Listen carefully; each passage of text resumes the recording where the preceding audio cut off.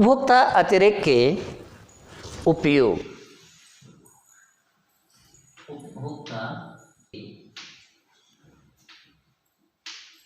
उपयोग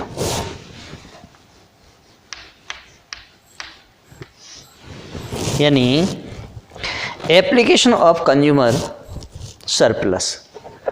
उपभोक्ता अतिरेक के उपयोग को स्टार्ट करने से पहले अगर आप मेरे चैनल पर नए हैं तो चैनल को सब्सक्राइब करें, लाइक करें, कमेंट करें, बेल आइकन का बटन अवश्य दबाएं। और देखिए, उपभोक्ता अतिरेक के उपयोग में हम किन किन चीज़ों का अध्ययन करेंगे। तो यहाँ हम जल हीरा विरोधाभास का अध्ययन करेंगे, कर से लाभ में कमी का मूल्यांकन करना है इसका अध्ययन करेंगे, और इसके साथ ही उपदान से लाभ का मूल्यांकन करना, लागत लाभ विश्लेषण में उपयोगिता अतिरेक का उपयोग करना, इन सभी आज टॉपिक का हम अध्ययन करेंगे। और अगर आप हमारे चैनल पर नए हैं तो चैनल को सब्सक्राइब जरूर करें। चलिए वीडियो स्टार्ट करते हैं। देखिए, उपभोक्ता अतिरेक के उपयोग यानी एप्लीकेशन ऑफ कंज्यूमर सरप्लस। उपभोक्ता अतिरेक के विचार के अनेक उपयोग आर्थिक सिद्धांत तथा आर्थिक नीति दोनों में होते हैं। इस विचार का उपयोग मूल्य सिद्धांत में जल हीरा विरोधाभास की समस्या का समाधान करने, करों तथा उपादानों का जनता के कल्याण पर प्रभावों की व्याख्या करने, सार्वजनिक परियोजनाओं की लागत लाभ विश्लेषण करने तथा व्यापार से लाभ प्रदर्शित करने में किया गया है। अब देखिए, सबसे पहला जो टॉपिक आता है वह है जल हीरा विरोधाभास। जल हीरा विरोधाभास। देखिए, जल हीरा विरोधाभास है क्या। सबसे पहले हमें समझना है कि जल का और हीरे का विरोधाभास क्या है, यानी वाटर डायमंड पैराडॉक्स।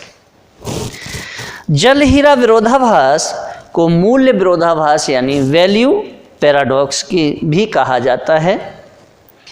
आर्थिक सिद्धांत में सबसे प्रसिद्ध पहेलियों में से एक यह है कि पानी की अपेक्षा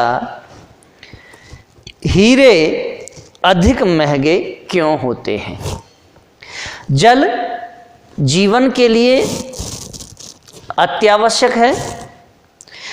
यह इतना अधिक उपयोगी होता है कि इसके बिना एक व्यक्ति जीवित नहीं रह सकता है। दूसरी ओर हीरा या हीरे यद्यपि आकर्षक तथा सुंदर होते हैं, किंतु जल की अपेक्षा कम महत्वपूर्ण मानवीय आवश्यकताओं की संतुष्टि करते हैं। तो ये कैसे हो सकता है कि हीरों जैसी कम उपयोगी वस्तु बाजार में इतनी महंगी तथा जल जैसी अत्यधिक उपयोगी वस्तु सस्ती है। इसीलिए भूतकाल में कुछ विचारों ने या कुछ विचारकों ने यह शिकायत की कि बाजार प्रणाली में कुछ त्रुटि अवश्य है, जो हीरा, सोना इत्यादि वस्तु की अधिक कीमत निर्धारित करती है। इसलिए इसे जल हीरा विरोधाभास के रूप में जाना जाता है। वहीं आधुनिक अर्थशास्त्रियों के लिए इस विषय को या इस विषय में कोई विरोधाभास नहीं है, क्योंकि वे जल तथा हीरे की कीमत में बहुत अधिक अंतर की व्याख्या कर सकते हैं। एक वस्तु के सीमांत मूल्यांकन की धारणा तथा इस पर आधारित उपभोक्ता अतिरेक के विचार का उपयोग जल हीरा विरोधाभास की समस्या का समाधान करने के में किया जा सकता है। एक उपभोक्ता के लिए प्रति लीटर पानी का सीमांत लाभ बहुत कम होता है, क्योंकि जल की वास्तविक पूर्ति प्रत्येक समय में बहुत अधिक होती है, जबकि हीरे का सीमांत मूल्यांकन या सीमांत लाभ बहुत अधिक होता है, क्योंकि हीरों में या हीरों की वास्तव में उपलब्ध मात्रा बहुत कम होती है। यदि कुछ लीटर जल ही होता तो जल का सीमांत लाभ हीरे की अपेक्षा बहुत अधिक होता। एक वस्तु का सीमांत मूल्यांकन या सीमांत लाभ यह प्रदर्शित करता है कि एक उपभोक्ता वस्तु के लिए मुद्रा की कितनी मात्रा भुगतान करने को तैयार है। यदि बाजार में वास्तव में उपलब्ध वस्तु की मात्रा बहुत अधिक है तो इसका सीमांत मूल्यांकन यानी मार्जिनल वैल्यूएशन या सीमांत लाभ मार्जिनल बेनिफिट बहुत कम होता तथा वस्तु की मात्रा बहुत कम हो तो सीमांत लाभ बहुत अधिक होता है। इसे हम रेखा चित्र के माध्यम से स्पष्ट करते हैं। तो चलिए हम एक रेखा चित्र का निर्माण करते हैं।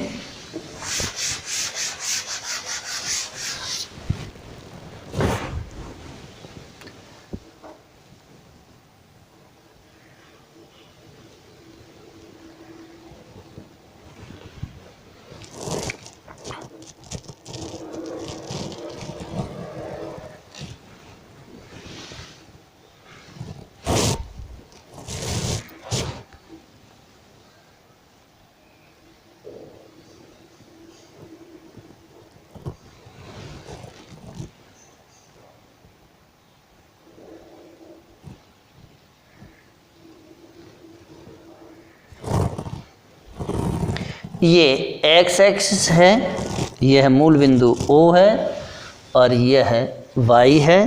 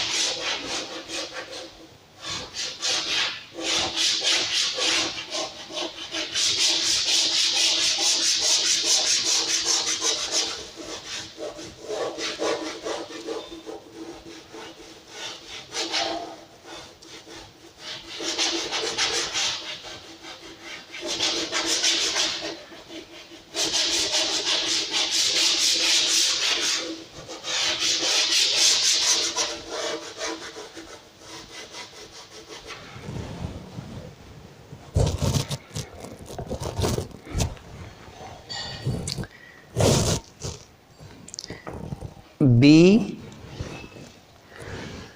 D W L P D P W Q D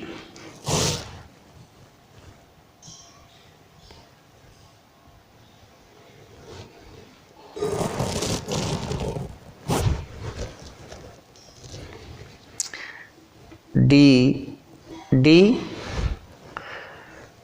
और ए वाई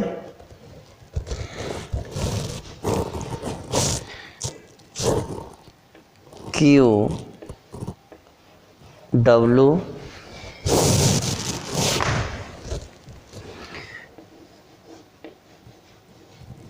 क्वांटिटी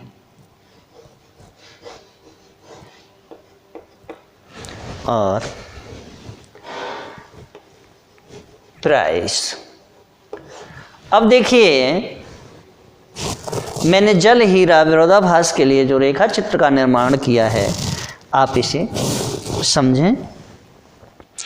रेखा चित्र से स्पष्ट है कि, या रेखा चित्र में स्पष्ट किया गया है कि जिसमें उपभोक्ता का मांग वक्र हीरों के लिए सीमांत मूल्यांकन वक्र प्रदर्शित करता है कि एक्स अक्ष पर प्रति समयावधि हीरों की मात्रा ग्राम में तथा वाई अक्ष पर हीरों का सीमांत लाभ तथा कीमत मापी गई है। चूंकि हीरे का कुल उपयोग मूल्य कम है, अतः मांग वक्र निचले स्तर पर है। माना कि हीरे की वास्तव में उपलब्ध मात्रा QD, उपलब्ध मात्रा QD है। रेखा चित्र से स्पष्ट है कि मांग तथा पूर्ति द्वारा निर्धारित हीरे की कीमत PD है, जो बहुत अधिक है, जबकि उपभोक्ता अतिरेक या बचत LAPD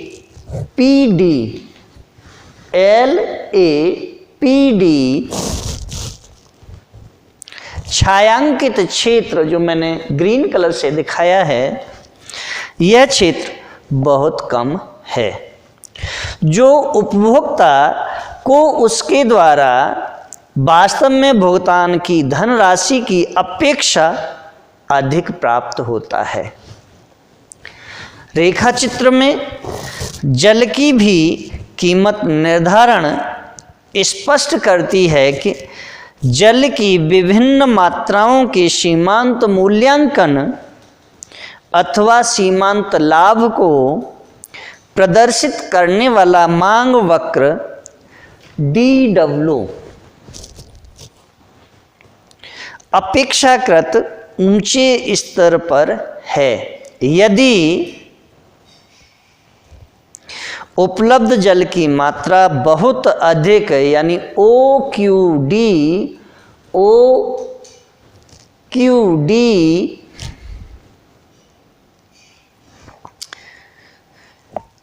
बहुत अधिक मात्रा OQW, चूंकि OQD डायमंड की मांग है और OQW वाटर यानी जल की मांग है। OQW है तो इसका सीमांत लाभ QWB है। सीमांत लाभ कितना है? QWB के बराबर है।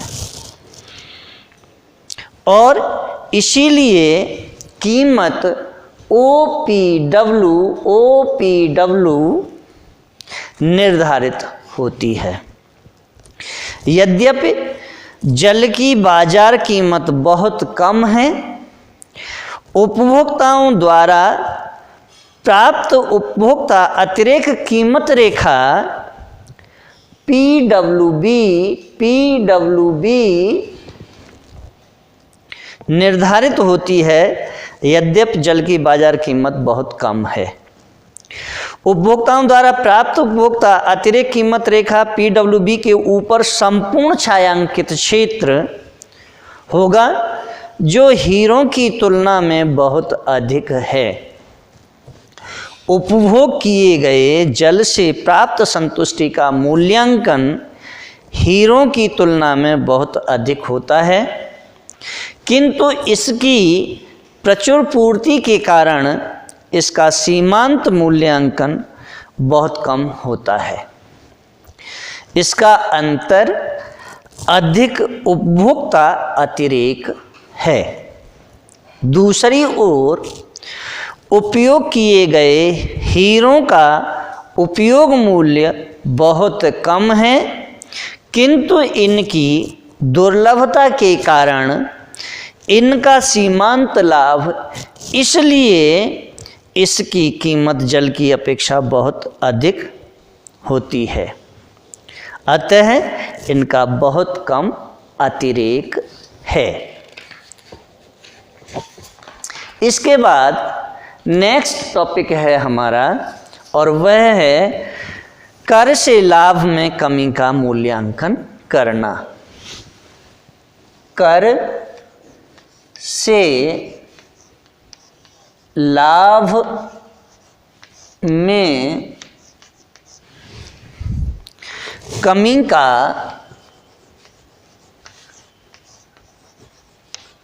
मूल्यांकन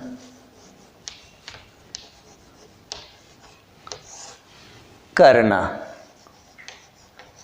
कर से लाभ में कमी का मूल्यांकन करना यानी इवोल्यूटिंग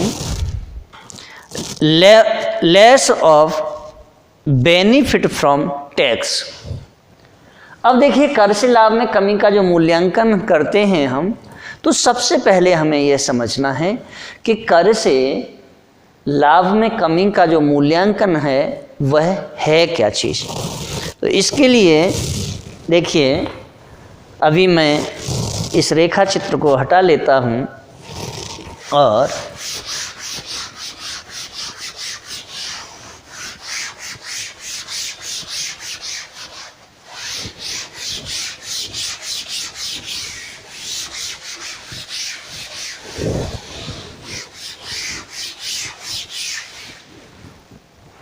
देखिए, कर से लाभ में कमी का जो मूल्यांकन करना है उसे हमें समझना है कि पहले कर से लाभ में मूल्यों का कमी का मूल्यांकन है क्या चीज़।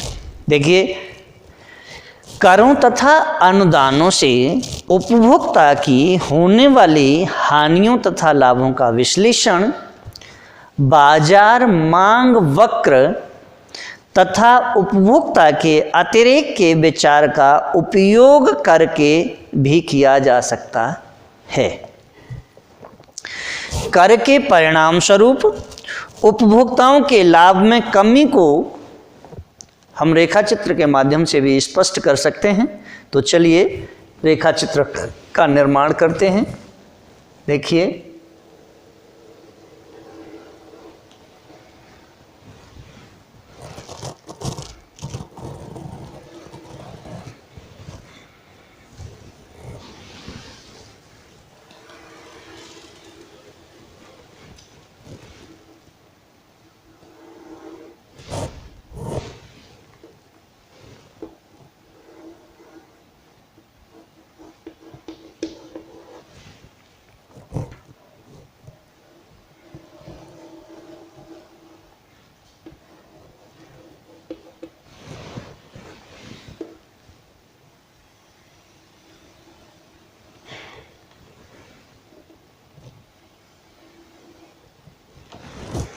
यह एक्स एक्सिस है, यह मूल बिंदु O, ये वाई डी डैश और S1 P1 A B और C Q1 Q2 और डेल्टा Q, यहाँ देखें डेल्टा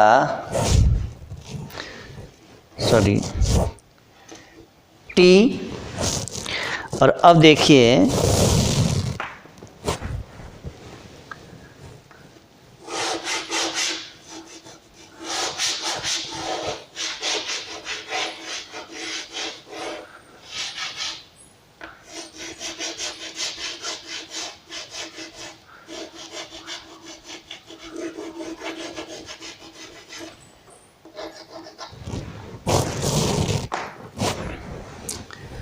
यानी T। अब देखिए ये है कार और ये है प्राइस।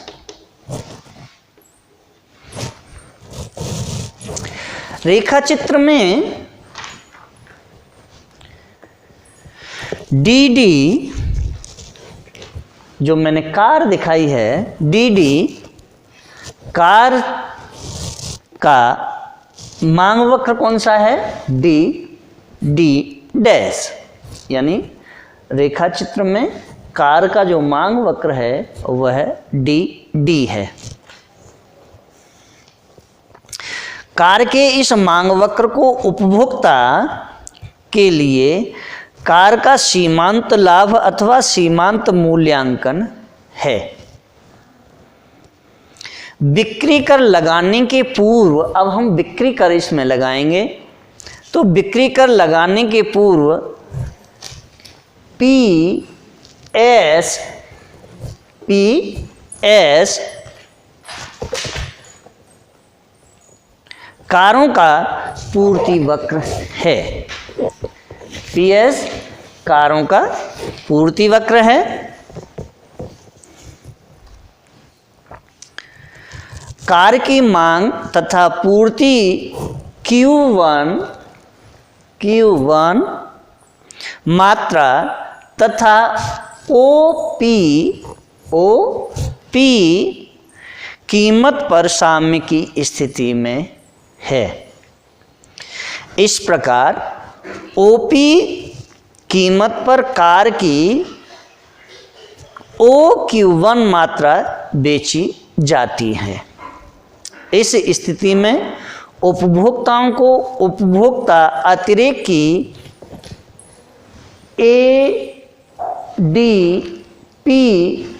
ADP मात्रा यानी ADP मात्रा प्राप्त होती है, जो Q1 कारों के उपयोग से उपभोक्ताओं को प्राप्त होने वाले शुद्ध लाभ को मापती है। यानी P dash is equal to T, यानी P dash is equal to T के बराबर, यानी P dash is equal to T means tax. Government ने टैक्स लगा दिया। अब देखिए जब टैक्स लग जाता है यानी कर लगाने से कारों का पूर्ति वक्र विवर्तित होकर P1 कौन सा? P1 और S1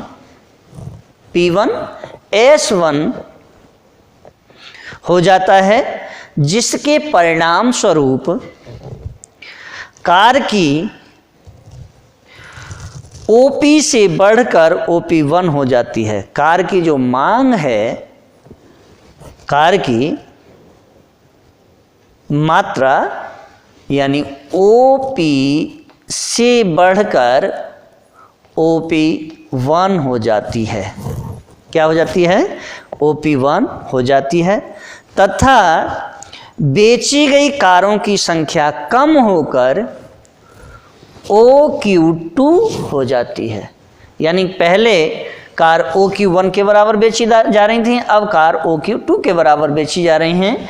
यानी OQ1 minus OQ2 is equal to Q1 Q2, इतनी यानी डेल्टा Q के बराबर कमी हो जाती है। कीमत में वृद्धि तथा बेची गई कारों की संख्या में कमी के परिणाम स्वरूप अब उपभोक्ता का जो अतिरेक है या जो बचत है वह कम होकर BPD, B और DP यानी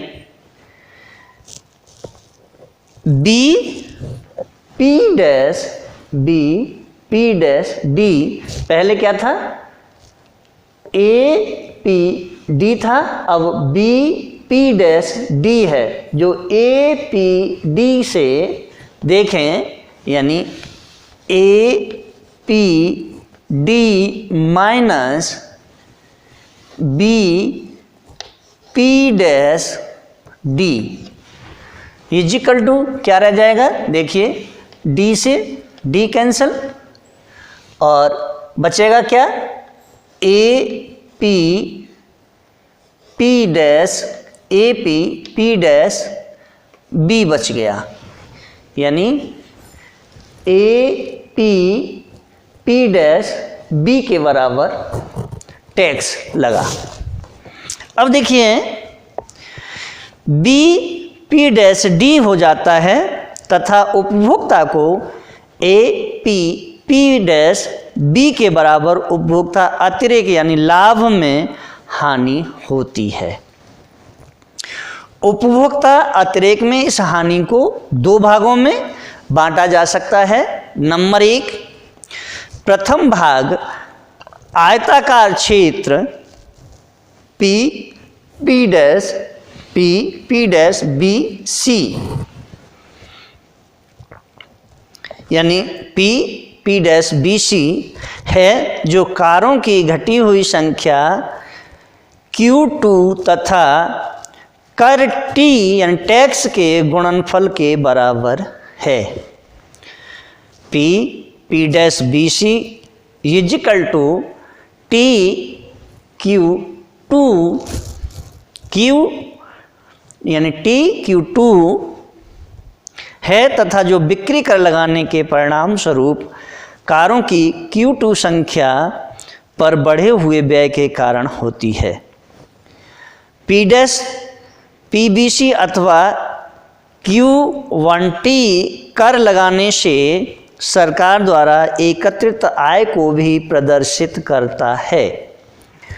उपभोक्ता के अतिरेक में हानि का दूसरा संगठक वह त्रिभुजाकार क्षेत्र है जो ABC है।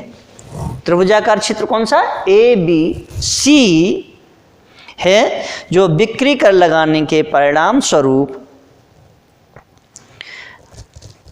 बेची गई कारों की संख्या में कमी अर्थात डेल्टा Q या Q1 Q2 के कारण उपभोक्ता अतिरेक में हानि को मापता है।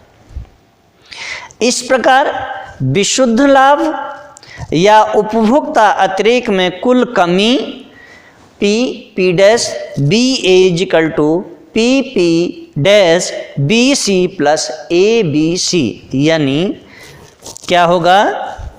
P dash BA equal to P dash BC plus ABC होगा, जिसमें P डैश BC यानी P डैश BC क्या है? प्रति कार कर यानी टैक्स है। कौन सा? पी डैश बी सी प्रतिकार का टैक्स है तथा बेची गई कारों की घटी हुई संख्या Q2 के गुणनफल यानी T इंटू Q2 के बराबर है तथा त्रिभुजाकार क्षेत्र ABC इंटू 1/2 यानी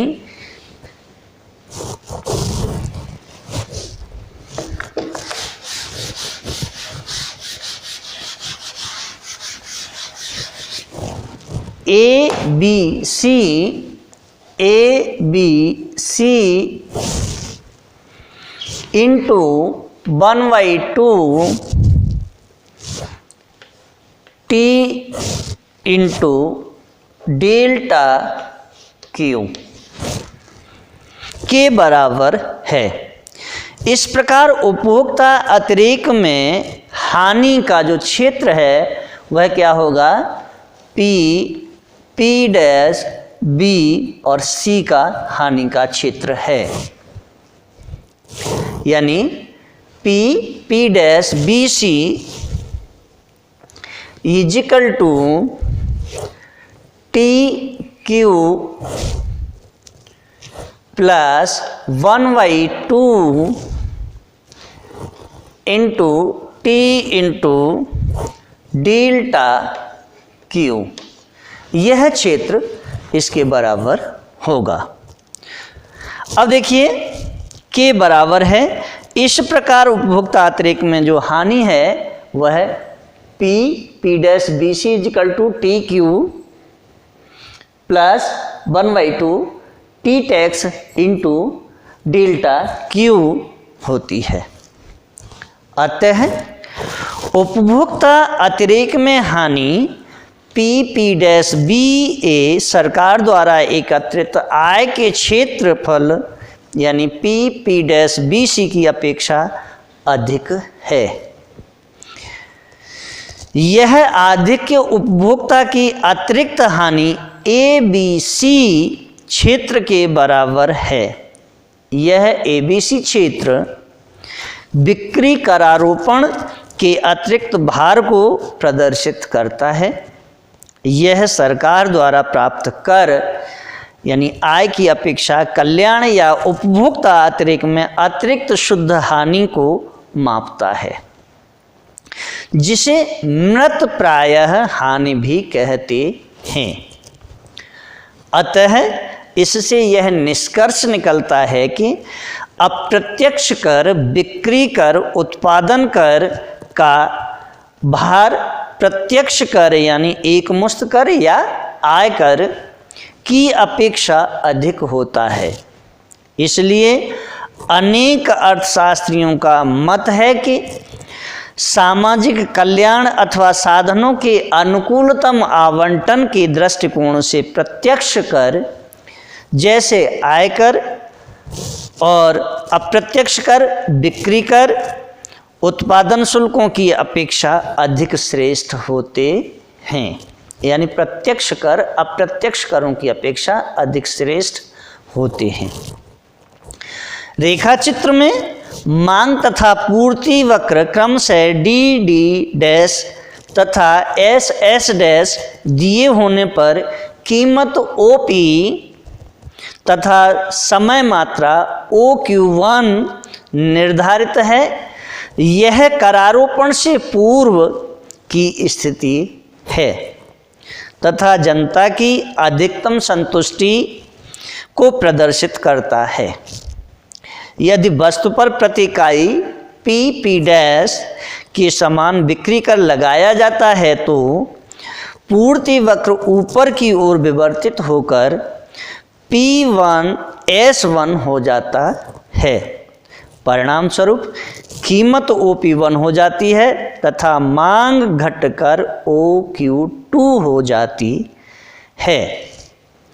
इस स्थिति में सरकार द्वारा एकत्रित कर P डैश BC होगा, किंतु उपभोक्ता को P डैश BA के समान उपभोक्ता के अतिरेक में हानि सहन करनी पड़ेगी। यदि सरकार P.BC के समान धनराशि एक प्रत्यक्ष कर जैसे आयकर के माध्यम से प्राप्त करती है तो जनता को ABC क्षेत्रफल के बराबर हानि सहन करनी पड़ेगी। यह ऐसा इसलिए होता है क्योंकि एक अप्रत्यक्ष कर वस्तु की कीमत को विकृत कर देता है, अर्थात यह कीमत में वृद्धि कर देता है, जबकि एक मुफ्त अथवा आयकर कीमत को प्रभावित नहीं करते हैं। स्पष्ट है कि प्रत्यक्ष कर कीमत को विकृत करने वाले अप्रत्यक्ष कर की अपेक्षा कल्याण में कम हानि करता है। अब देखिए, कर से लाभों में कमी का मूल्यांकन करना, इसका हमने अभी अध्ययन किया है। अब जो नेक्स्ट है वह है उपादानों से लाभ का मूल्यांकन करना। क्या है? उपादानों से लाभ का मूल्यांकन करना। चलिए इसका भी अध्ययन करते हैं।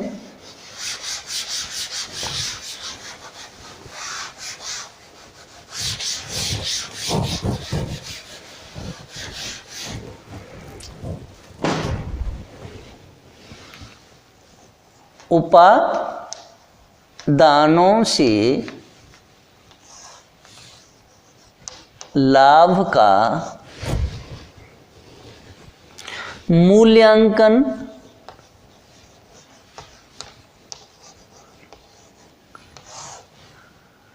करना। अब देखिए, ये रेखा चित्र सेम वही है, इसमें थोड़ी सी अभी चेंजिंग होगी, वो मैं कर दूंगा। तो देखिए, उपादानों से लाभ का मूल्यांकन करना, यानी यहाँ बीच में से लाभ का मूल्यांकन करना, यानी इवैल्यूएटिंग गेन फ्रॉम सब्सिडी, यानी उपादान होता है, उपादान हम बोलते हैं सब्सिडी के लिए।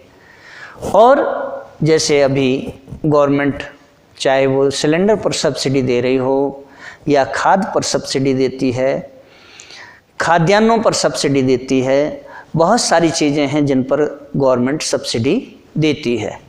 यानी गवर्नमेंट जो सब्सिडी देती है, जैसे अगर सिलेंडर की मार्केट वैल्यू 1000 रुपये है और गवर्नमेंट अगर 500 रुपये की सब्सिडी देती है तो वह सिलेंडर हमें 500 रुपये में मिलेगा। 500 रुपये गवर्नमेंट वहन करती है, यही सब्सिडी है। लेकिन यहाँ देखें क्या है, किताबी भाषा को आप पढ़ें। आजकल सरकारें अनेक वस्तुओं जैसे उर्वरकों, खाद्यान्नों तथा ऊर्जा इत्यादि पर उपदान यानी सब्सिडी देती हैं। अतः उपभोक्ता अतिरेक के विचार का उपयोग उपादानों से लाभ का मूल्यांकन करने में किया जाता है।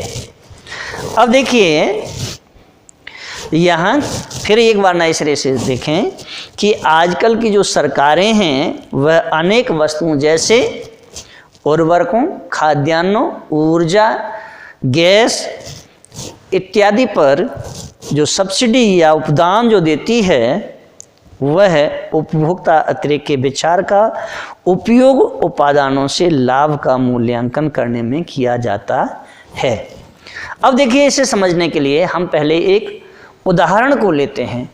चलिए, उदाहरण क्या है? माना कि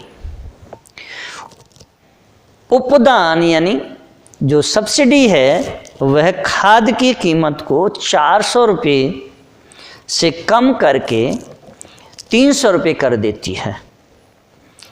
खाद उत्पादन के लिए दिए जाने वाले उपदान के कारण उसकी जो कीमत है उस कीमत में कमी के परिणाम स्वरूप खाद की जो मांग है वह 10,000 से या 10,000 कुंतल से बढ़कर 12,000 कुंतल यानी Q1 से, ये इधर Q1 से बढ़कर Q2 हो जाती है, यानी 10,000 से 12,000 हो जाती है।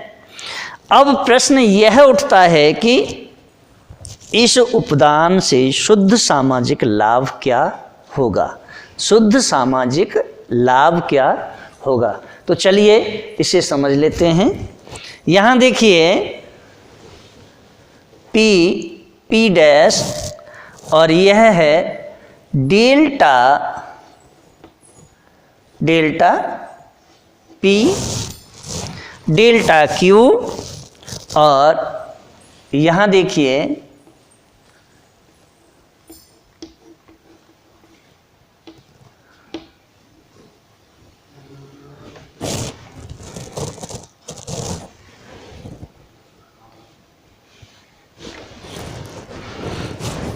अब हम दूसरे रेखा चित्र का जो निर्माण कर रहे हैं इसी में से देख रहे हैं, यानी A, B और C और E, A B C E, और यह है S1। अब देखिए यहाँ क्वांटिटी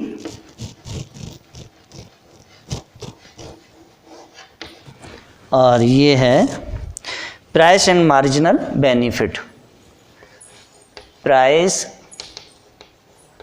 एंड मार्जिनल बेनिफिट्स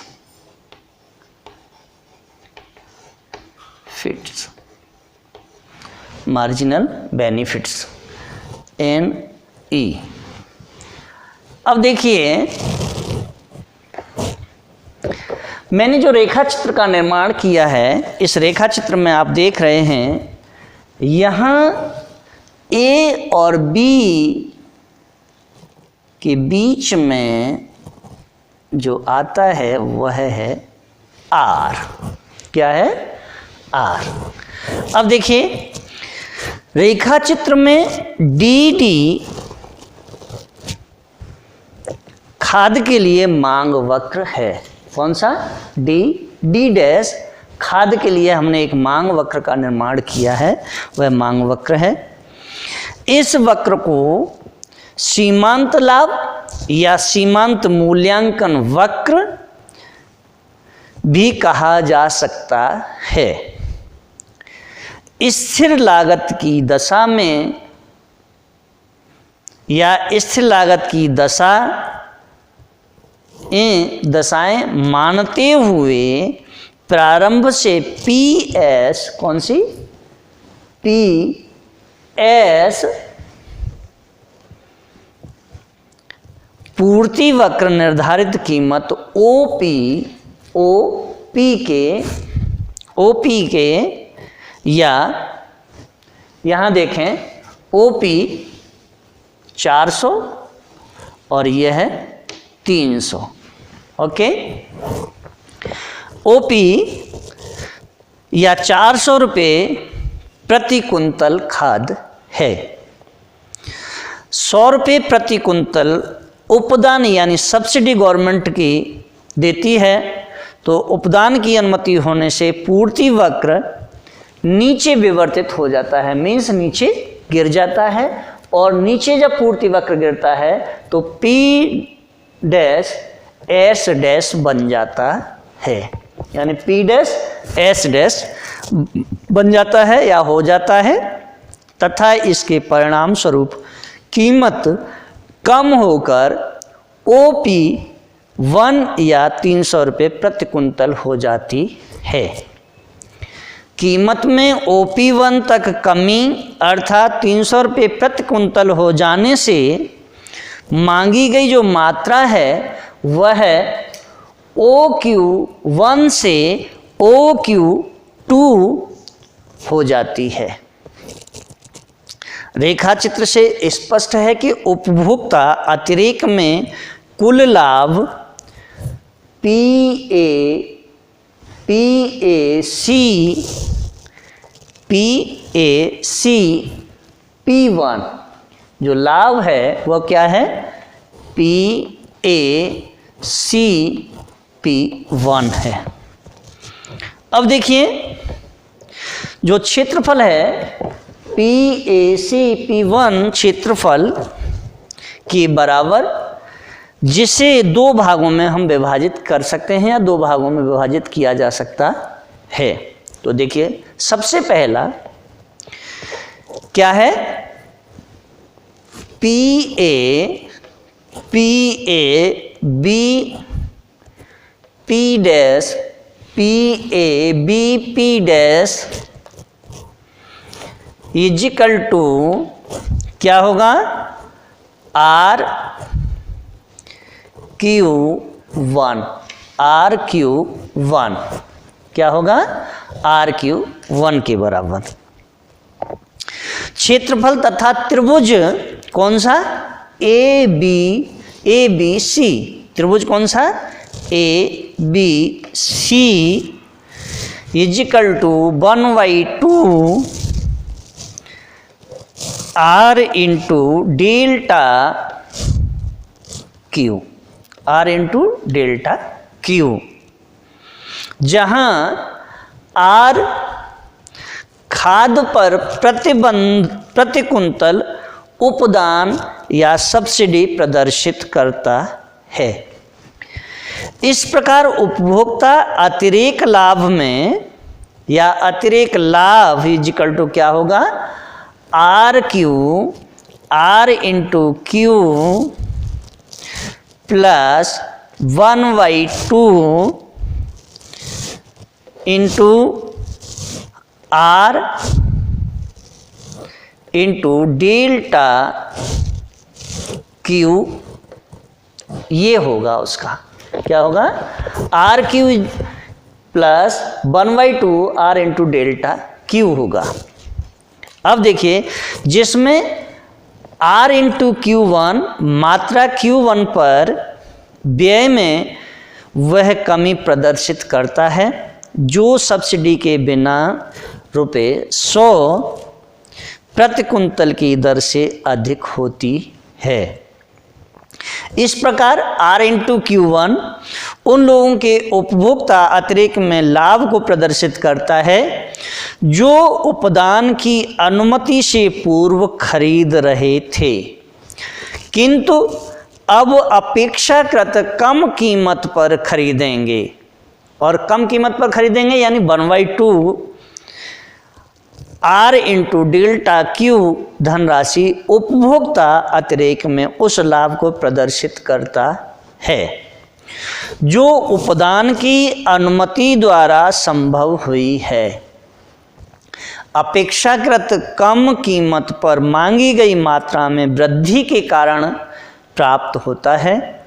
इस प्रकार उपभोक्ता अतिरेक में कुल वृद्धि PACP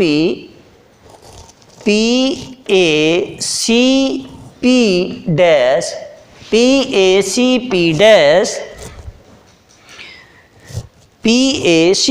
क्षेत्रफल है जो R into Q1 plus 1/2 R into delta Q के बराबर है।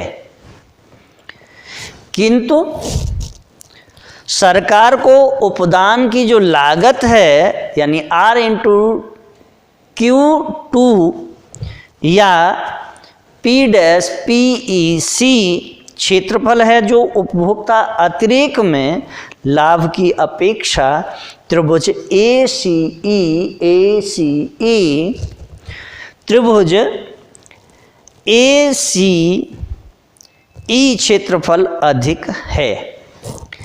इस प्रकार यदि उपभोक्ताओं को PACP1 की एक मुश्त अनुदान के रूप में राशि दे दी जाती है या दे दी गई होती तो वे उतने प्रसन्नचित्त होते जितने के उपदान की उस स्थिति में होते हैं जिसकी लागत सरकार को अपेक्षाकृत अधिक होती है। इस प्रकार उपदान के कारण त्रिभुज ACE क्षेत्रफल के बराबर सरकार पर अतिरिक्त भार पड़ता है। सरकार पर क्या होता है, किसके बराबर, देखिए त्रिभुज ए सी ई के बराबर अतिरिक्त भार सरकार के ऊपर पड़ता है। अब जब सरकार के ऊपर ये भार पड़ता है तो फिर क्या है भाई, सरकार फिर भी सब्सिडी हमें देती है। अब देखिए नेक्स्ट जो टॉपिक है वह है लागत लाभ विश्लेषण में उपभोक्ता अतिरेक का उपयोग, यानी लागत लाभ विश्लेषण में चलिए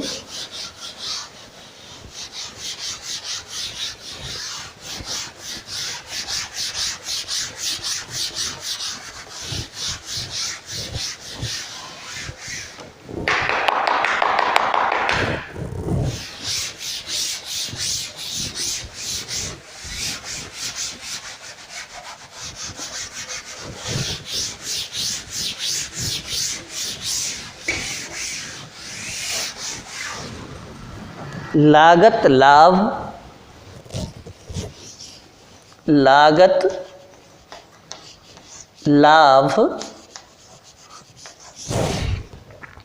विश्लेषण में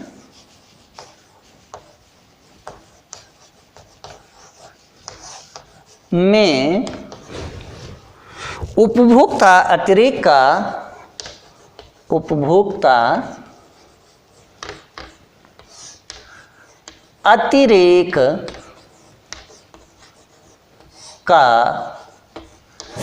क्या है उपयोग।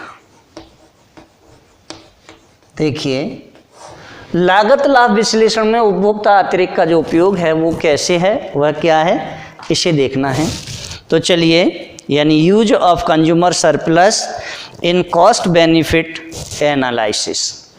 देखिए उपभोक्ता अतिरेक के विचार का श्रेय या उपभोक्ता अतिरेक का श्रीगणेश करने वाले कौन थे?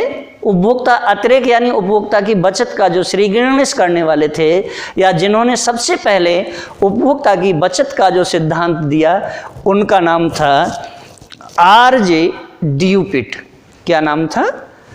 आर.जे. ड्यूपिट ने 1944 में यानी 1944 में अपने लेख, इनके जो लेख का नाम था वह था on the measurement of public works.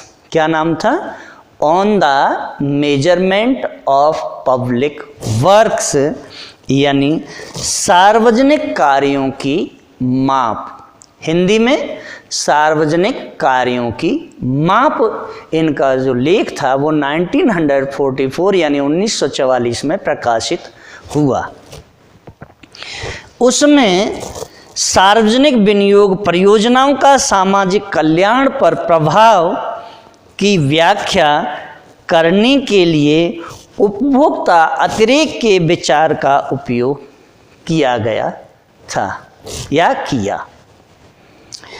यही प्रोफेसर ई.जे. मिशन एक और हुए। क्या नाम था? ई.जे. मिशन ने अपना लागत लाभ विश्लेषण, यानी प्रोफेसर ई.जे. मिशन का अपना जो विश्लेषण है वह है लागत लाभ विश्लेषण उपभोक्ता अतिरेक की धारणा पर आधारित किया था या आधारित है। अतः लागत लाभ विश्लेषण में लागतों तथा लाभों का अर्थ केवल मौद्रिक लागतों तथा मौद्रिक लाभों से ही नहीं, बल्कि साधनों तथा संतुष्टि के रूप में क्रमशः वास्तविक लागतों तथा वास्तविक लाभों से होता है। इसके अतिरिक्त लागत लाभ विश्लेषण लागतों तथा लाभों को सामाजिक दृष्टिकोण से अवलोकन करता है। यह सामाजिक लाभों तथा सामाजिक लागतों से संबंधित है। कुछ विशिष्ट परियोजनाओं जैसे पुल, सड़क, पार्क, बांध इत्यादि से प्राप्त होने वाले प्रत्याशित उपभोक्ता के अतिरेक की मात्रा को महत्वपूर्ण लाभ माना जाता है, जो इन परियोजनाओं से प्रवाहित होता है। अब देखिए यहाँ क्या है, अगर हम सड़क पर चल रहे हैं तो वहाँ भी हमें बचत होती है, पुल का कहीं निर्माण किया गया है वहाँ जा रहे हैं तो वहाँ पर भी बचत होती है, पार्क में घूम रहे हैं तो वहाँ भी हमें बचत होती है, बांध अगर बनाए गए हैं तो उससे भी हमें बिजली पानी की सुविधा मिलती है, उससे भी हमें बचत होती है। और इन सभी परियोजनाओं से जो प्रभावित होता है वह क्या है, लागत लाभ विश्लेषण में उपभोक्ता अतिरेक का उपयोग। अब देखिए, नए सड़क निर्माण या नए सड़क मार्ग या ऊपरी पुल मार्ग का लाभ उन सभी मोटर यात्रियों द्वारा प्रत्याशित समय तथा ईंधन की लागत में बचत के संदर्भ में अनुमानित किया जाता है, जो नए सड़क मार्ग या ऊपरी पुल मार्ग का उपयोग करते हैं। सार्वजनिक विनियोग जैसे ऊपरी पुल निर्माण के लागत लाभ विश्लेषण में उपभोक्ता अतिरेक का विचार किस प्रकार उपयोग किया जाता है, इसका स्पष्टीकरण रेखा चित्र से हम करते हैं। तो देखिए, इसका भी स्पष्टीकरण कर लेते हैं। रेखा चित्र का सबसे पहले हम निर्माण करते हैं। चलिए मेरे साथ ही आप रेखा चित्र का निर्माण करें।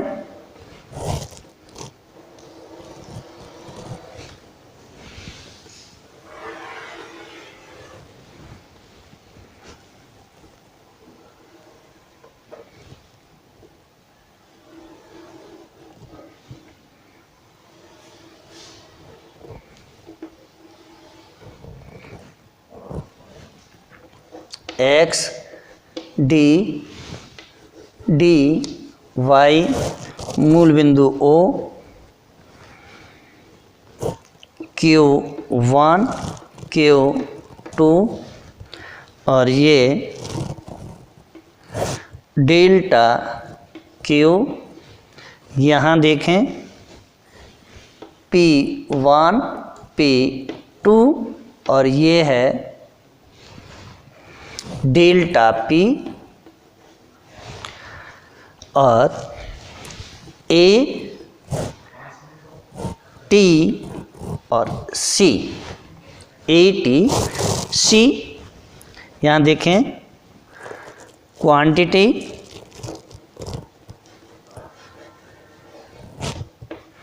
या आप number of journey per month भी लिख सकते हैं।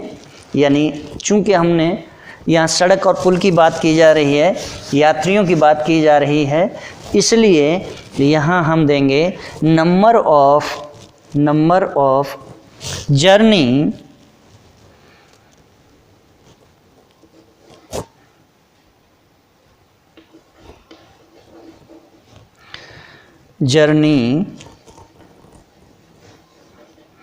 पर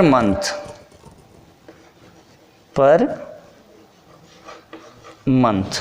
यहाँ देखिए प्राइस ऑफ कॉस्ट इसे दे रहे हैं, price of cost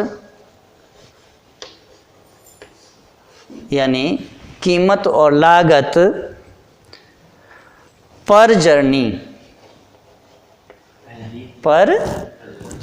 JOURNEYS journey. अब देखिए यहाँ यह जो क्षेत्र है जो मैं ज़्यादा डार्क कर रहा हूँ,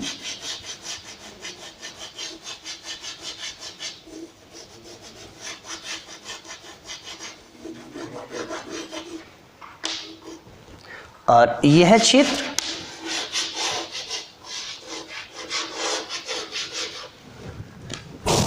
जिसे हमने यानी डेल्टा पी,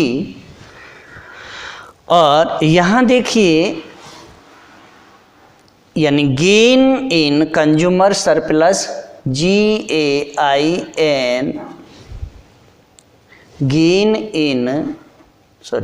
इन consumer surplus.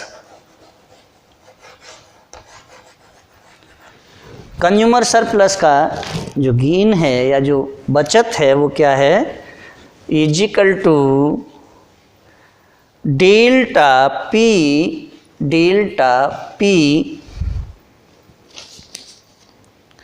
Dash, delta P dash Q dash plus 1/2 delta P into delta P into delta Q. अब देखिए सबसे पहले हमें समझना है रेखा चित्र के माध्यम से क्या दिया है। रेखा चित्र में एक्स अक्ष पर हम इस विशिष्ट रास्ते पर प्रति माह की यात्राओं की संख्याओं को मापते हैं। किस पर? रेखा चित्र के एक्स एक्सिस पर हम पर मंथ जर्नी की जितनी भी यात्राएं हैं उनको मापते हैं। और रेखा चित्र वाई पर जहां ऊपरी पुल निर्माण प्रस्तावित था या प्रस्तावित है तथा वाई अक्ष पर प्रति यात्री लागत या कीमत को मापते हैं। डी उस रास्ते से यात्रा का मांग वक्र है। यह उस अधिकतम कीमत को प्रदर्शित करता है जो मोटर यात्री उस रास्ते के यात्रा करने के लिए भुगतान करता है अथवा भुगतान करने को इच्छुक है। यदि ऊपरी पुल मार्ग के निर्माण से पूर्व प्रति यात्री या प्रति यात्रा कीमत या लागत OP1 है तो यात्री उस रास्ते से OQ1 संख्या में यात्राएं करते हैं तथा की गई OQ1 यात्राओं के लिए OP1 इंटू OQ1 धनराशि कुल लागत के रूप में भुगतान करते हैं। यह मांग वक्र से देखा जा सकता है। OQ1 यात्रा या OQ1 यात्राओं के लिए मोटर यात्री जिस धनराशि का भुगतान करने के लिए या भुगतान करने के इच्छुक